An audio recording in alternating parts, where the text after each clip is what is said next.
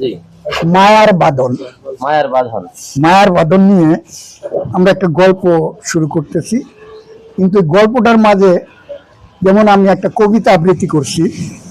কবিতাটার নাম ছিল মায়ার বাঁধন।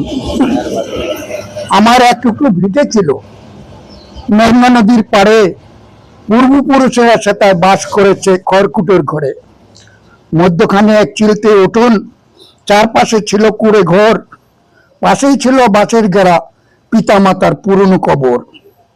বাড়ির দক্ষিণ পাশে পুকুর পাড়ে সারি করা গাছে থাকতো নানান ফল। গৃহিণীরা গোসল সেরে পাটি মুড়ো দিয়ে কলসি ভরে আনত মেঘনা নদীর জল। গোয়ালে দুটো হালের বলদ, ছিল একটা দুধের গাই। গৃহপালিত পশু ছিল বটে, ওরা আমার বোন আর ভাই। হ্যাঁ। কবরের পাশে হাসনায়না, আরো ছিল বেল ফুলের চারা। নিশিকালে ফুলের গন্ধে সারা বাড়ি থাকতো মাতোয়ারা। লাল টুকটুকে মোরগ ফুল গাছ ছিল ঘরের আঙিনায়। মাঝিমাল্লারা থাকতো চেয়ে পাল খাটিয়ে দক্ষিণে হওয়ায়। গাছগুলো প্রহরীর মতো দাঁড়িয়ে থাকতো শির উঁচু করে। আসতে যেতে পথের প্রতীক বাড়ির পানে চাইতো ফিরে ফিরে। লাল পুইয়ের এক মাচা ছিল আঙিনার এক পাশে, পুইয়ের ডগায় দৌত সেতায় দক্ষিণা বাতাসে। কি অপরূপা রূপ চৌদিক ছিল মোর খড়কুটোর নিরে, আনন্দ হাসি হই হুল্লোড়ে সর্বক্ষণ রেখেছিল ঘিরে। এই বাড়িতে তেমন সুখে যাচ্ছিল দিন কেটে, যেমন সুখে শিশুরা সব ঘুমায় মায়ের পেটে।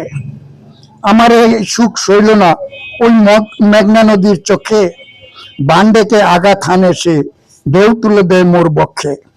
হঠাৎ দেখি বানের আঘাতে উঠুন গেছে ফেটে, সবার আগে গরুগুলোর গলার দড়ি দিলাম কেটে। ঘর বাড়ি সব ভাসিয়ে নিল ভাসালো দুই আঁকি, অশ্রু ছাড়া কিছুই সে মোর রাখলো না আর বাকি।